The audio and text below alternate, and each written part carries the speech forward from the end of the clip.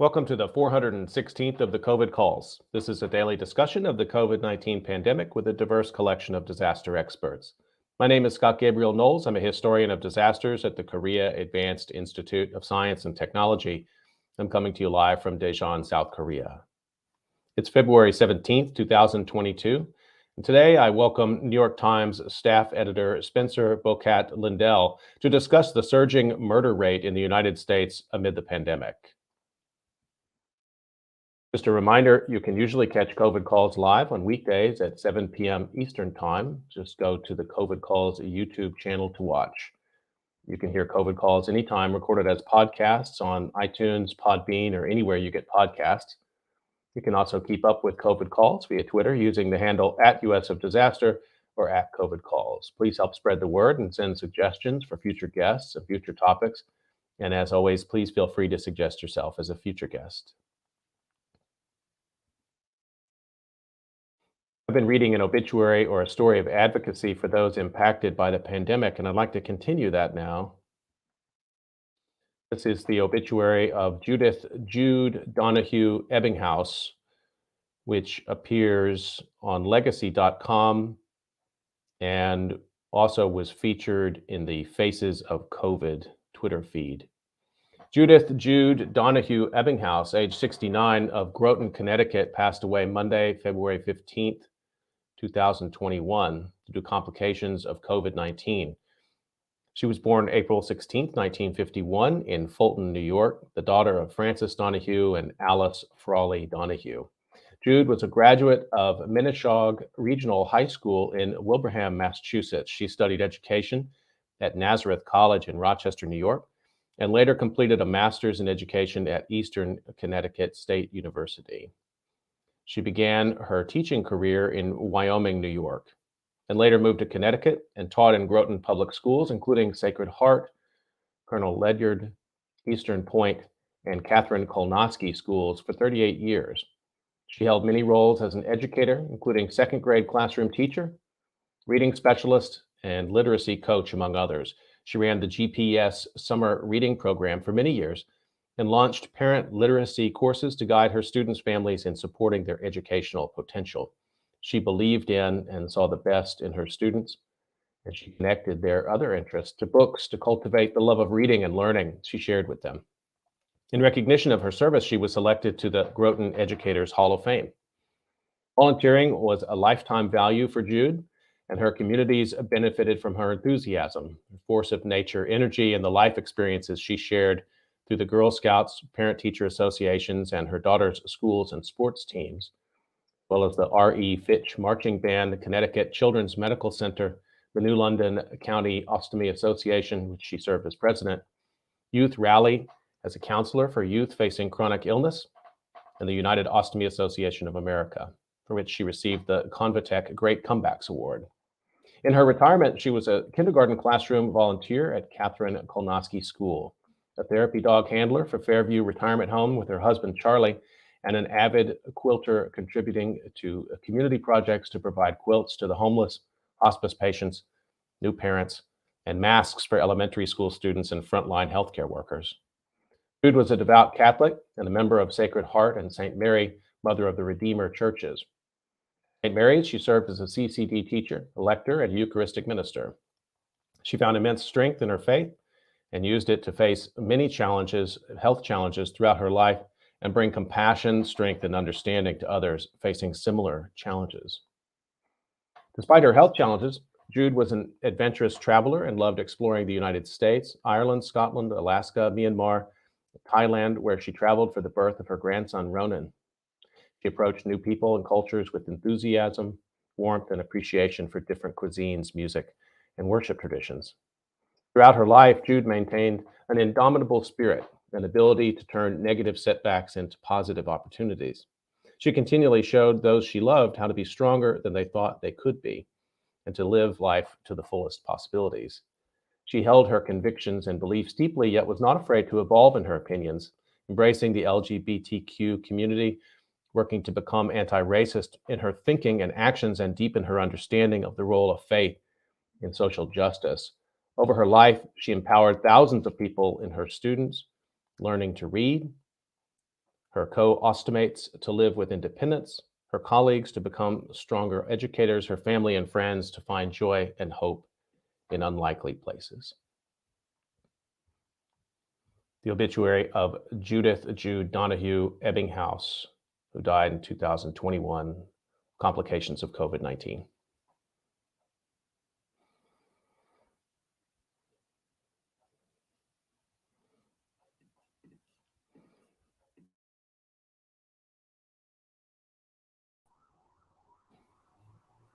Okay, I'd like to turn to the conversation for today, and let me introduce my guest. Spencer Bocat Lindell is an editor and writer based in Brooklyn. He's currently a staff editor for the New York Times, where he writes Debatable, a newsletter that surveys the spectrum of opinion on some of the week's most pressing disagreements. Over the past 2 years, he's written about the ethics and politics of vaccine mandates, school reopenings, global vaccine inequities, the lab leak hypothesis, and the responsibility of big tech companies in combating COVID misinformation, among other pandemic-related debates. Before joining the Times, he served on the editorial staffs of Harper's Magazine, the Paris Review, and Axios. He graduated from Yale in 2017. Spencer Bocat Lindell, thanks a lot for making time to join me on COVID Calls today. Hi there. Thank you so much for having me on. It's a pleasure. I heard the siren in the background, a telltale sign. Yes. I'm talking to somebody who's in New York City. Yes, yeah, or someone who's in a COVID hotspot. But actually, no, I'm hopeful that was just something else that wasn't COVID. Yeah, that sound, those ambulances, those sounds meant something quite different in the spring of 2020, didn't they? Yes, yeah, and I've been. I grew up in the New York area, in New Jersey, and then I've lived here in Brooklyn for, I guess coming up on 4 or 5 years. I don't know, 4 years or so. And yeah, I was here sort of at the very beginning of when the coronavirus hit the U.S. and then it was New York first, and just those sort of first. Well, really, only I was here sort of for the first couple weeks, and then I went back. Both of my roommates left, and so I went to New Jersey, where my parents live, for a couple of months to sort of ride it out. But I remember as I was, leaving, it was a very dark time. Morgue trucks, all of that. Yeah. So, how's the situation in New York City today, pandemic-wise? It's and it's good. I mean, well, I hesitate to say good. I guess good in relative terms to where it has been, I would say. I feel like it's a constant sort of motif on Twitter that people are always trying to push back on this idea of New York as this like pandemic hellhole where there's both like tons of cases and also everyone is like in lockdown. It very much is not that way. We did have the Omicron surge that is quite rapidly, it seems. It has declined quite rapidly over the past month or so. Hospitalizations and case rates are at a much more manageable level. And I think because of both the combination of sort of natural infection and also just higher vaccination rates in New York City than the national average, I'm hopeful that we'll sort of continue to see things sort of peter out and stay at a lower level, especially because I think this time last year things were really surging, if I recall correctly, although it's hard to remember. But yeah, the time gets compressed in this weird COVID matrix. But I have been asking guests to share a memory of this time, and you did already, talking about the early days of the pandemic. What else do you really resonates for you as something that really marks out this pandemic time for you? Yeah, I mean, certainly, the first days and that period of time is very fresh in my memory, and I assume a lot of people's memories, because it was the beginning of something and a very sort of it was a kind of rupture, and so the beginning of that stands out very clearly. But I was trying to think of something that was a little bit happier, and in terms of sort of like happy pandemic memories. And I was thinking actually about last, not this Thanksgiving, but last Thanksgiving. So that was what, November of 2020. That was before vaccines had come out. At the time, I live alone now, but at the time I was living with two roommates, two college friends, in the sort of same neighborhood that I'm living now. One of my roommates went back to his family in California for Thanksgiving in like an N95. He like tested both ways. He's very careful about it. I personally, I was like, I can't travel on a plane right now. I'm just like, but so it's just me and one of my roommates for Thanksgiving that year. And I have prepared Thanksgiving for my family every year since I was about 13. I sort of developed a penchant for cooking when I was young. And so that has sort of been my role. But last year, my parents, even though they live close by, we decided it probably wasn't, a good idea to see each other in person and indoors and unmasked. And so it's just me and my roommate, and she is a pescatarian. And so instead of doing turkey, we basically just did, and turkey for like 8 people or whatever. And with 4 different, sides, we sort of just did a roasted fillet or a fillet of salmon that we roasted in butter. And we had, I made like a small like potato tart, and we had just a couple other things. And it was actually really lovely, and very different from any Thanksgiving I've ever had. But like both of us have talked about how, the last Thanksgiving we both went, we saw our family, and it was a bigger crowd, and the turkey, and all of that. We're both like, actually, like we kind of preferred the untraditional Thanksgiving one with like the salmon and a little bit less fuss. So that memory, I think, definitely is a good one that I will remember. That's so interesting, and thank you for sharing that. And people have shared with me so many different modifications, birthday modifications, funeral modifications, darker things, but also Thanksgivings and Christmases and these kinds of things. And they probably, I don't know if you'll go back to what you did before, but it'll always stand out as one that was a little different. And we have these traditions that hold at least I do, these traditions that sort of hold my year together, and then they've all been modified. Yeah.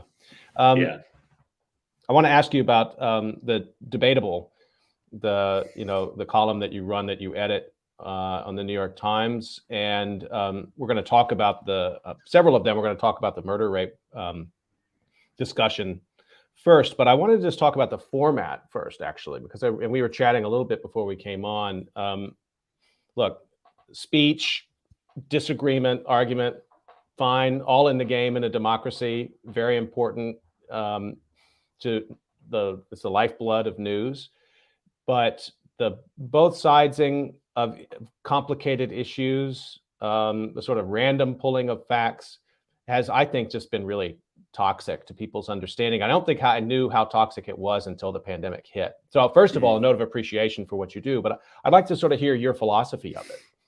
Yeah, sure. And so I guess just to give listeners some context, I joined the Times about in the summer of I guess 2019, so coming up on about 3 years, to write this newsletter for the opinion section called Debatable. And it's sort of interesting because my role is not really to opine, or I mean, I do sometimes a little bit, but my role is not really to make or to put my thumb on the scale for certain policy prescriptions.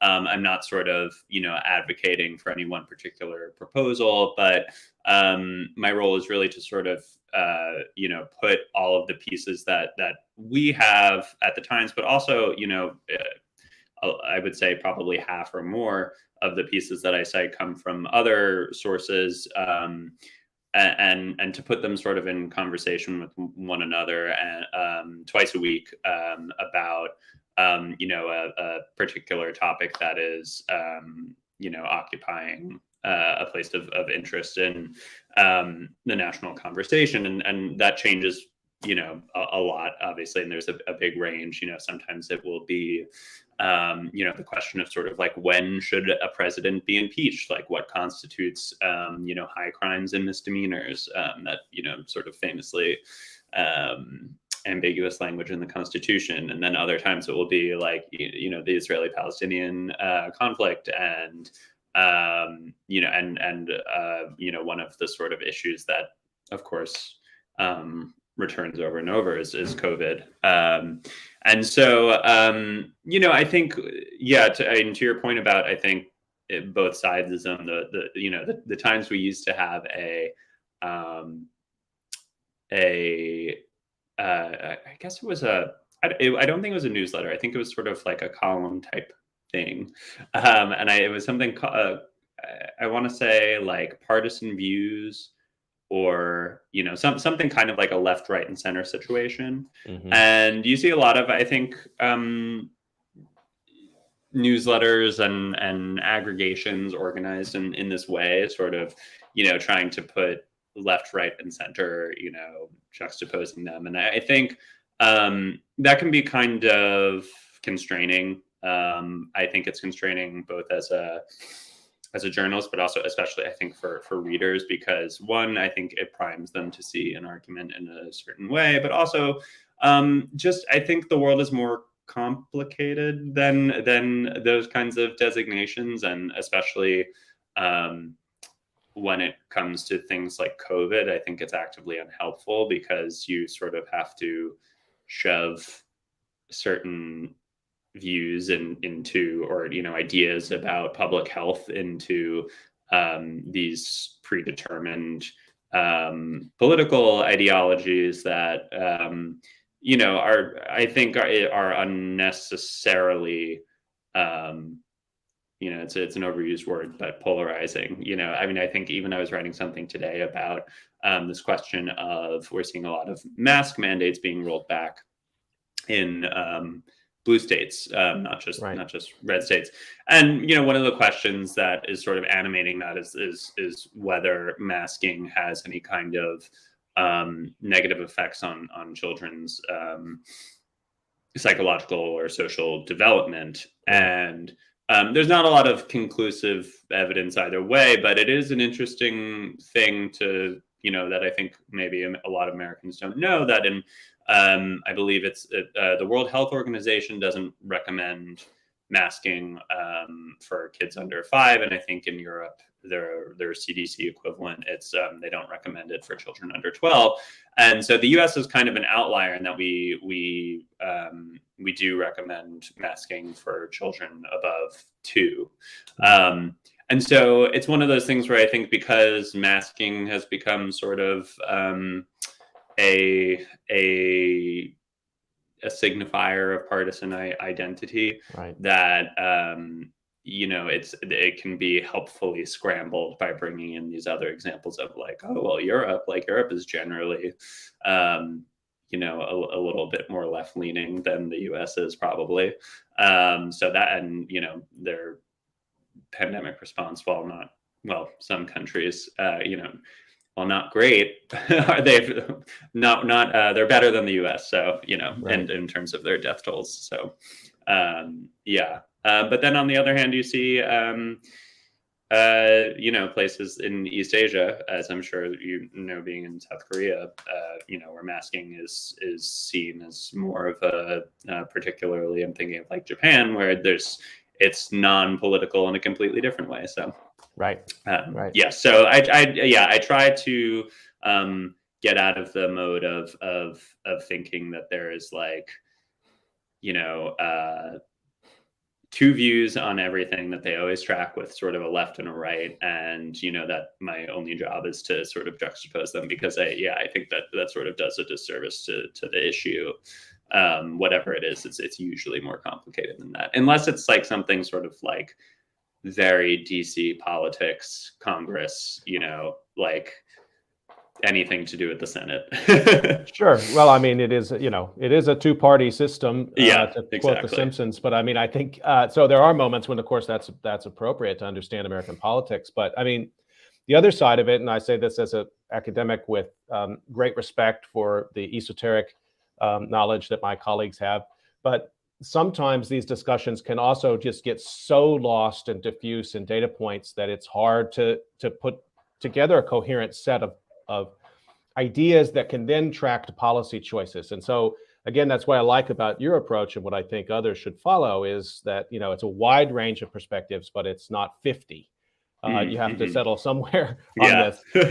Let me just remind folks, you're listening to COVID Calls. I'm talking to journalist Spencer Bocat Lindell today, and I want to turn to one of these discussions on the Debatable newsletter. And this one appeared January 20th of this year, 2022, and the headline was, "Why are so many Americans killing one another?" That headline does a lot, says a lot. It certainly got my attention, and I had been kind of following that a little bit, but it was eye-opening for me to see actually how stark the numbers are. Can you set out the landscape for us a little bit to understand this issue? Yeah, sure. I mean, so obviously, I mean, I think for a lot of Americans, this, there, I think it's been sort of on people's radars that there has been a rise in crime, but specifically, actually, violent crime and crime involving guns. There are some other types of crime that have actually gone down. I think, rape and robbery has gone down, but really, there basically have been a lot more homicides and particularly with guns.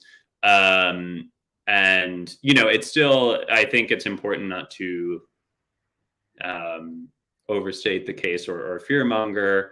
It's not, we're not quite, in the era of like 1990s, like major crime wave, but in terms of the, as crime as a whole, but in terms of murders, there was a very large increase. I believe in 2020, it was, 30% increase in murders, which is the largest one-year increase since the start of national record keeping in 1960. And it's climbing a lot more slowly in 2021. But the share of Americans dying of homicide had hit its highest level since 1996. So there was, I think a lot of justified concern about the murder rate specifically, and why it was rising. So what are some of the different discussion points here and data points that help us make sense of it? Yeah, and part of what I was trying to do was look at the various theories about what was explaining the rise, so that we could, because it bears very directly on what the potential solutions are. I think my colleague German Lopez, who writes on the weekends for the morning briefing, which is one of the other Times newsletters, sort of wrote a piece about some theories for the rise in crime, to which I added a couple. But one of the things that's sort of frustrating about the study of crime is that it's very hard to pinpoint causes. There's not even, as far as I know, a real consensus about what drove the decline in crime from the 90s. People are sort of still thinking about that and trying to figure it out. So all this sort of comes with the caveat that a lot of it is sort of conjecture. There are just so many variables, but there are a few broad theories. One, obviously, of course, is the pandemic. I think the data that showed this giant in homicides was, I believe, from April to April of 2020 to 2021, if I'm not mistaken. And that was, of course, right after the coronavirus hit the US. And it was an incredibly traumatic event. And I don't use that word lightly. I use it in the literal sense of just, sort of a rupturing of a lot of social structures, and also with the way that people were familiar with living. And so, there's this, if you recall at the beginning, there was, an enormous, just unprecedented surge of unemployment. The unemployment rate hit its highest since the Great Depression. Millions of jobs were lost. Obviously, there were, a lot of restrictions put in place.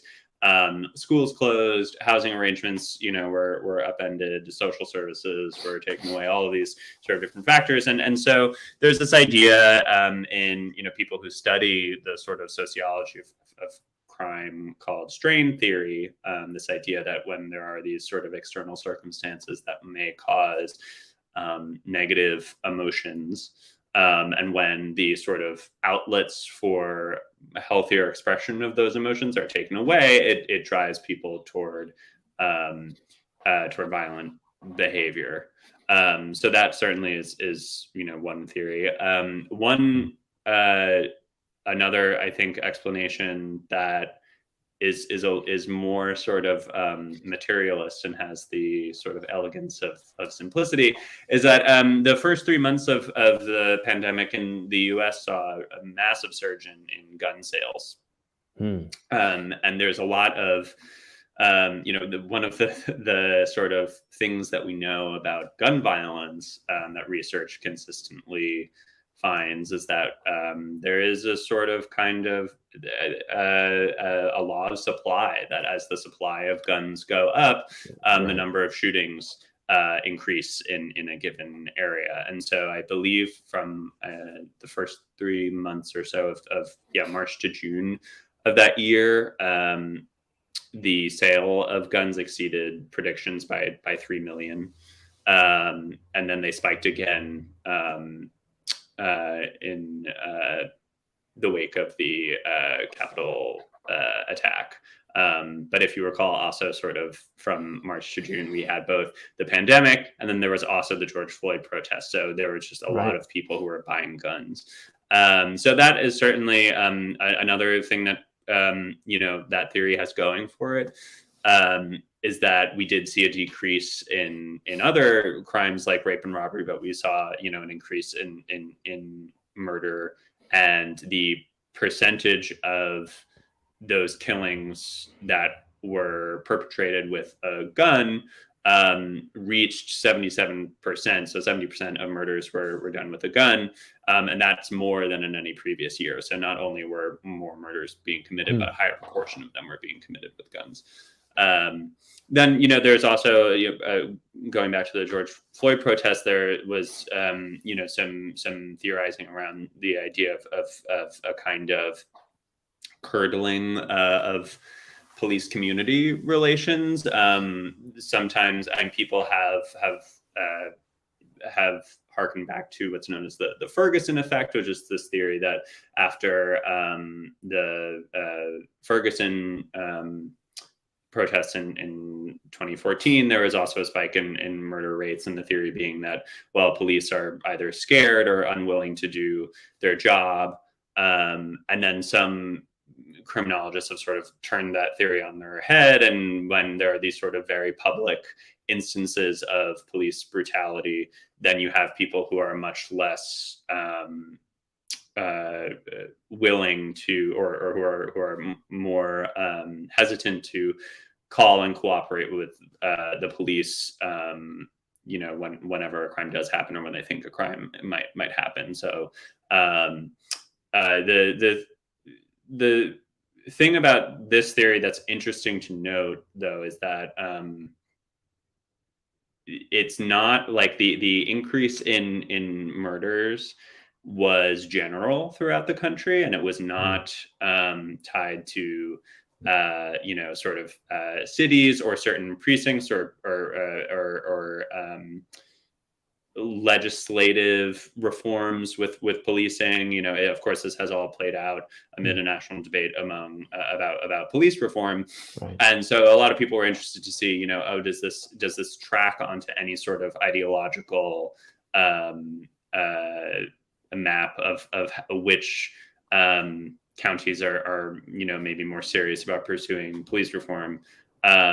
But that's something that even opponents of proposals like defunding the police, for example, will say, well, very few places, first of all, did that, but also, so that certainly can't explain it, and also because this trend was general, it didn't really have to do it, or at least it doesn't seem to have to have done with any kind of policing policy changes. So that's an interesting sort of thing to note about that theory.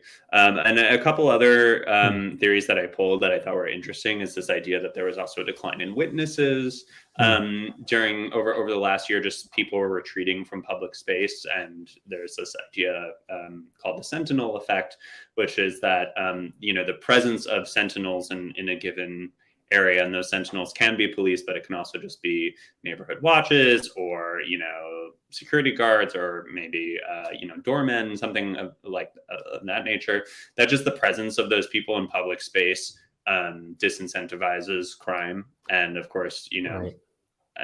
For the year that we had, there was a lot of retreating from public space. So that is also another theory. And then there's this also sort of a little bit more abstract, but I think it's a provocative idea of sort of anomie, which I believe goes back to the Emil Durkheim.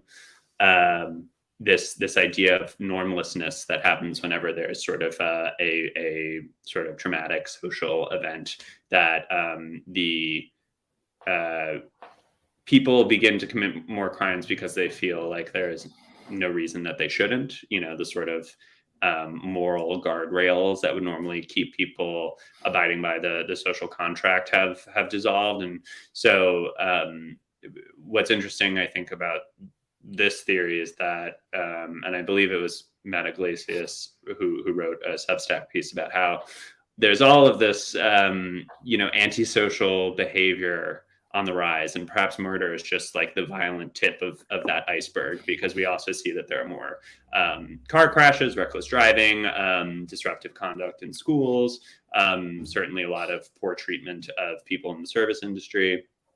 And so that there's perhaps just a lot of people feeling like they can, or feeling emboldened to flout, common courtesy, and perhaps the most extreme example, or the most extreme manifestation of that pathology is murder. Yeah, I think. Well, thank you for going through it and so thoroughly describing each one of these ideas, and undoubtedly it's probably multi-causal, but I think it also speaks to the problem of talking about the pandemic as a global thing, which we have to epidemiologically, but it manifests itself in the social in all sorts of specific places, national and subnational. So some of these trends you're talking about we're not seeing in other countries. Right. And I just to come back to one of those around the unemployment rate, the first one you were talking about. You see a similar sort of spike in the murder rate after, let's say, the 2008 fiscal crisis? I mean, are these numbers that reactive in that way? Like you can That's see a an cause and interesting effect that question. quickly? I'm not. I don't actually. I haven't looked into that, but that would be a great test case. I mean, I think with to see sort of an event that was, it does look like. I'm looking at sort of the graph that we had that the Times produced of the per capita sort of murder rate, and it does look like there was a sort of a bump around. I guess that was around like 2007 or so. I don't know. I would want to look into that, but that would certainly be a great way to sort of investigate that theory. How responsive murder rates are to times of severe economic stress. I mean, you could go back certainly to the 70s or the Great Depression, but Just want to remind folks you're listening to COVID Calls. I'm talking to journalist Spencer Bocat Lindell today about we're talking about the murder rate in the United States during the pandemic. I wanted to turn to another one of the topics that you've covered in the Debatable newsletter, and that has to do with, and it ties in well, I think, with the murder rate issue, and that has to do with this concern that many people have that the United States is heading towards a civil war. And I'm just going to quote the lead on this piece. In January of last year, shortly after the storming of the Capitol, the pollster John Zogby, you write, conducted a national survey that yielded a troubling finding. A plurality of respondents, 46%, believe that the United States is headed for another civil war. So, I mean, again, I see that headline out there once in a while, but you kind of patiently went through and explained what's behind that. So take us inside this concern. Yeah, sure. I mean, I think that, I think we sort of reached peak like Civil War discourse maybe like a couple weeks ago. And often you sort of peek under the hood of what sort of ideas are captivating people. And sometimes they are driven by very specific things.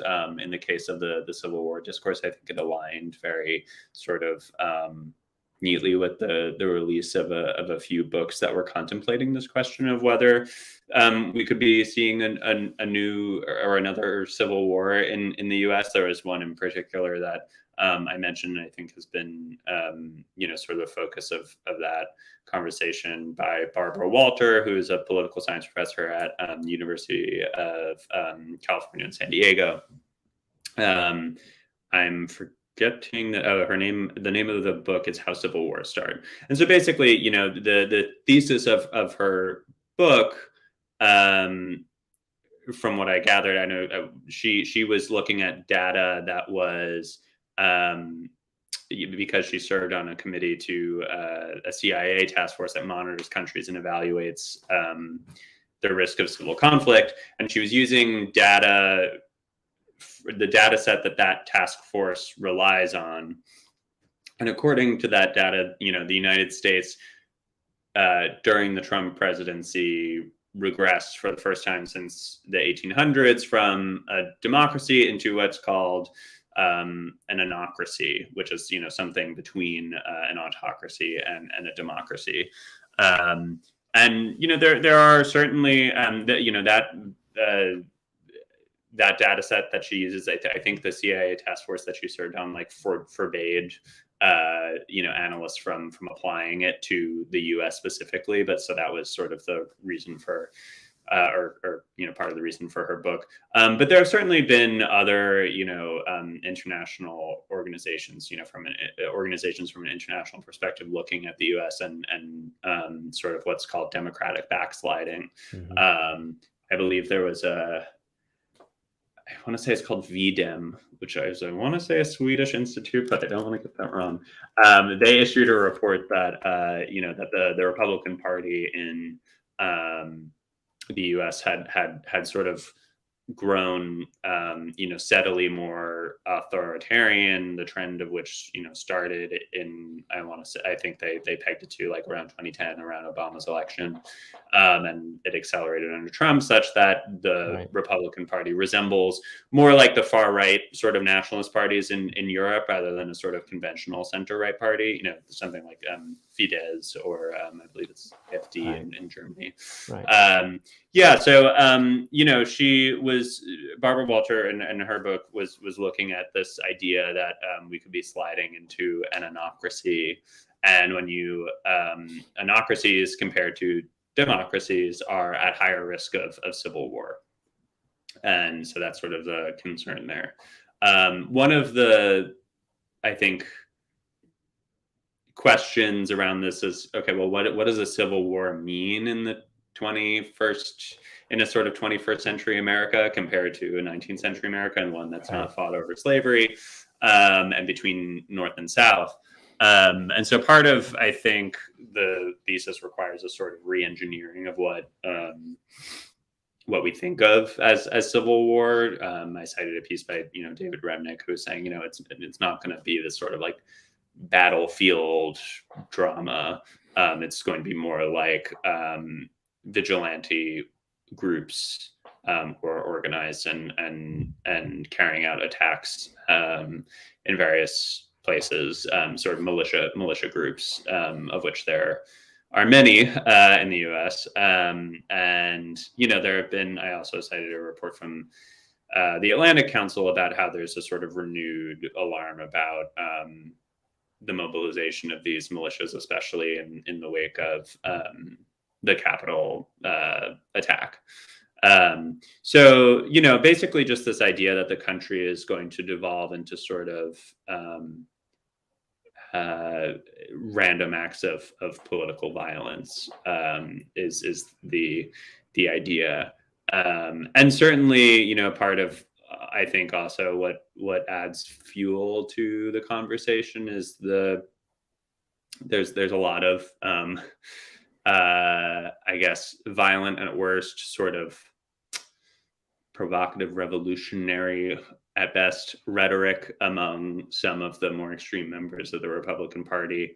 And so, you saw Marjorie Taylor Greene, before she was suspended from Twitter, who is conducting a survey about a national divorce between Republican and Democratic leaning states, and Madison Cawthorn, who's a Republican representative from North Carolina, sort of intimated that if our election systems, if elections keep being stolen, then it's only going to lead to bloodshed, which sort of this, like he was saying it as though like, I don't want that to happen, but if it does, this is what will happen. So yeah, there's certainly, I think, a lot of cause for concern, but there are also a lot of, I think, thoughtful counter arguments about the idea that sort of warning a civil war is at best just sort of kind of threat inflation that is, not particularly productive, but at worst could also prime people to, but, by expecting the worst, could actually sort of coax people into a preemptive strike mindset, sort of, because we're under attack, we have to attack first kind of thing. And that it could actually create a sort of that warning a civil war could be kind of a self-fulfilling prophecy. That was a argument that Fintan O'Toole made in the Atlantic that I thought was quite compelling. And he sort of was comparing it to the Troubles in Northern Ireland, where he grew up, and just about how this mindset that there was that civil war was always on the horizon actually did create the sort of conditions of fear that became itself a warrant for carnage, as I think he called it. I wanted to, we can't disentangle that, just like everything these days, from the pandemic, and that sort of bring that back to COVID for a second. I wonder, having gone through and reviewed all these different viewpoints on the Civil War problem and prognostication in the United States, how much do you see the pandemic playing into that? Because there are opportunists who will take any moment of stress in the United States and see that as an opportunity to stake out a position and say, this is where we are and this is where the other side is and their side is wrong, and therefore and to take that, as you cited Marjorie Taylor Greene, to take that beyond politics and into the realm of the threat of violence it's not new in American history. It's newer for us recently in American history. But I'm at sort of odds with myself about how much the pandemic has provided a sort of new ground for that, because there's also plenty of evidence that the pandemic has provided space for people to show empathy and compassion for one another and help each other out. That doesn't make as many headlines anymore, but my God, what the healthcare workers have done. We've seen a lot of sacrifice in America that confounds the notion of a red and a blue. So I just wonder your thoughts a little bit more on how the pandemic sort of creates the landscape for this Civil War concern. Yeah, I think sort of if I were to choose sort of the reigning idiom of especially early COVID coverage, it would be like laid bare. The idea that the pandemic laid bare all of these pre-existing social and political dysfunctions that maybe were visible to people who were directly affected by it, and especially more sort of economically and socially marginalized people, but they were becoming visible to people who hadn't seen or cared about them before. And so I think, you know, some of the concerns that animate this discussion over Civil War, I think, certainly precede the pandemic. I mean, concerns about the fairness of U.S. elections, um, uh, you know, the representativeness of our electoral institutions, the sort of the worsening skew within the electoral college and the Senate, which also creates conditions of, you know, I don't want to say mistrust, but feelings of illegitimacy among Democrats as well, as they see sort of, you know, the bias of the electoral college and the Senate sort of tilt, you know, by a few more points to Republicans. Although, I mean, I think the you know, the allegations of voter fraud, the way in which those we saw were sort of heavily racialized. Also, I remember, you know, during the election when there's, I want to say it might have been Rudy Giuliani, but again, I have to be fact checked on that. There is this whole sort of desire from the Trump campaign to throw out ballots from Detroit specifically, you know, and so I think, you know, those certainly have a lineage that I think extends back to you know, many years before the pandemic. But you know, I think I would be hesitant to say that the pandemic is all, or, you know, the sort of strife that we're seeing from the pandemic and the conflict that it has sort of bred, that it is all cause and not a sort of, or sorry, that it's all symptoms and it's not sort of Right. a cause, a potential cause of some other future dysfunction. I mean, one thing that I think about a lot is how unfortunately, I think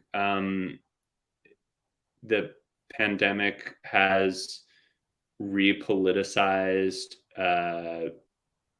vaccination, mandatory vaccination in schools, in a way that it just, I think, obviously, of course, before the pandemic, there was a small coterie Right. of anti-vaxxers, but they were not a major political force. Right. And I think now, just because of their proximity to an issue that is so, I guess, politicized may not be the right word, again, polarized. You know, things like measles vaccinations and chickenpox vaccinations, that the idea, you know, just by virtue of being sort of adjacent to coronavirus vaccines, that you already actually do see some efforts in states to say, well, maybe we want to roll back these requirements as well. So that certainly could, you know, that is obviously the underlying division was there, but, you know, the pandemic creates, you know, sort of knock-on effects that then open new fields of political contestation. Are you going to see people in Florida fighting over whether there should be mandatory vaccination in schools for measles? Right. Are you going to see more measles outbreaks? You know, especially because measles is so, the threshold for herd immunity is so high that, you know, it really doesn't take a significant drop in community vaccination rates for there to be outbreaks. So yeah, and I think certainly also just in terms of, you know, if you want to think about the increase in murder rates as a kind of, I mean, those are not the same thing as sort of organized political violence, but I'm sure, you know, some of them were, you know, we have seen a rise in, I mean, certainly this I believe it preceded the pandemic, but the I'm forgetting the name of the synagogue shooting in, I want to say 2019 in Pennsylvania. But yeah, I'm sorry, I forgot where I was going with that. But yeah, It's hard to say. I think how much how much the pandemic. I don't think the pandemic would be a sort of would be a central focus in any kind of civil war, but or political violence. But I do think that it does. It's another layer, and it can exacerbate. Certainly Right. these. I think it contributes to this idea of or this sort of revolutionary fervor, this idea of oppression. I think those feelings are very easy to tap into with things around like vaccine mandates and mass mandates. Yeah, And absolutely. yeah. So it's the Tree of Life. Right. Tree of Life. In Yes. Thank you. Pittsburgh. Yeah. Yeah. But Right. I mean, they're sort of at one level removed. I mean, what you're describing is something that people who study disasters like myself really wrestle with, because quite often disasters, and this is a big one, are described as sort of moments, like you said, the sort of laid bare thesis that like they pull back the curtain, choose your Right. metaphor. It shows us Yeah. what we couldn't see that was there all along. And I think that's right to a point. But as you were just saying, and I really want to emphasize that, it also creates new worlds. Right. And we have to sort of be careful to manage both of those and to follow those strains and see there are going to be continuities, but there are also going to be discontinuities. And we have to kind Right. of be conscious of both those simultaneously. We're we're up on time. I've been a little greedy with your time, but No, not at all. I'm sorry no, it's great. I really just enjoy hearing the many different viewpoints for each one of these. It's refreshing to get past both sides, as we discussed. Just on the way out, as we're closing down. I mean, you're in some ways you're sort of documenting. You described the anomie concept earlier. You're kind of describing and documenting the weekly American enemy of this time, I think, to a certain degree. I'm glad we started by talking about Thanksgiving. Right. I mean, you have an interesting recent piece about, talking about when the pandemic ends, and it's a little bit of a dangerous discourse because it will never end for some people. But yes. Are you looking forward to writing about pieces that don't talk about America falling apart, or is that just your? Yeah, I mean, I would love to, certainly. And I mean, I certainly hope that the pandemic recedes as a topic to, just as a topic to cover all the time, and not just because it's affecting,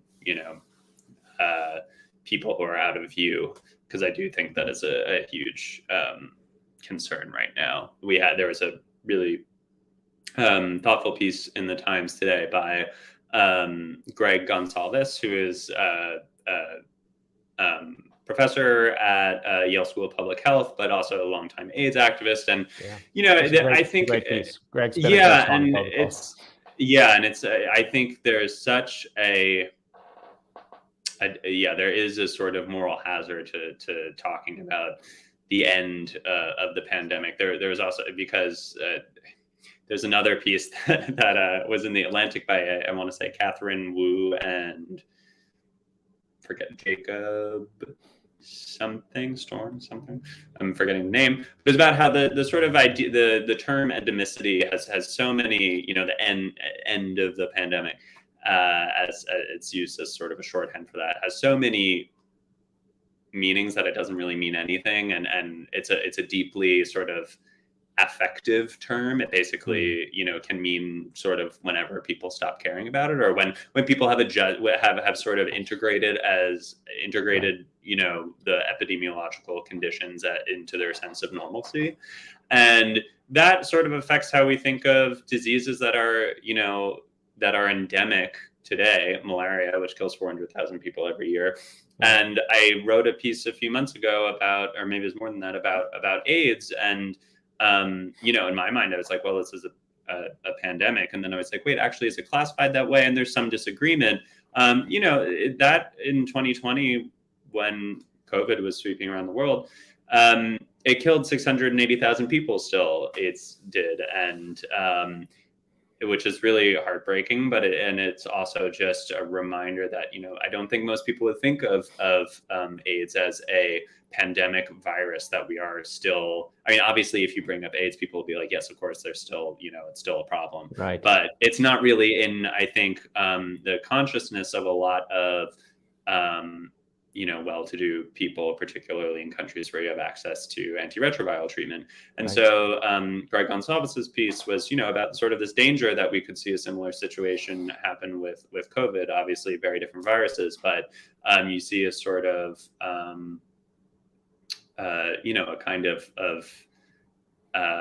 hierarchy of attention and care develop, where the disease sort of seeps into populations that are already sort of marginalized, and that's happened with AIDS even and HIV in the United States as well. There was a New York Times Magazine story a few years back about how it's still it's still really a major crisis, particularly in the South and among poor and Black men in particular. And it's just sort of something that is not really, it doesn't occupy as sort of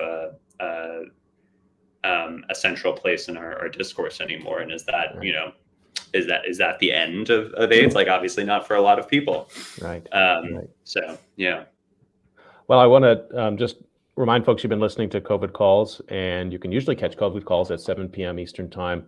Today is a double header, so after this conversation with Spencer Bocat Lindell, please tune in for the next COVID Calls episode. I'll be talking to textile artist Kristen Briney, who's been actually producing textiles that document data visualization of COVID-19. So please do tune in for that. And Spencer, I just want to thank you for your time and going through these issues with me, and for the work you do with the Debatable newsletter. It's great reading. I think a lot of people really rely on it, and we look forward to your continued documentation of things we disagree about in this country. Thank you so much. It's my pleasure. Stay healthy, everyone. We'll see you next time on COVID Calls. Yeah.